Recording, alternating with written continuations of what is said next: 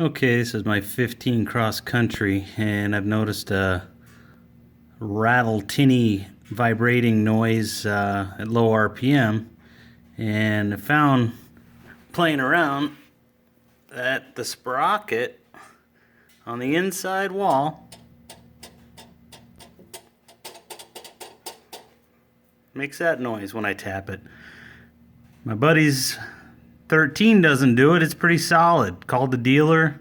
They said the rivets that hold this inside plate on, right there if you can see it, back out a little bit and cause that vibration. So they suggested pounding those back in, taking a heavy duty silicone and sealing the gap between the sprocket and that inner plate.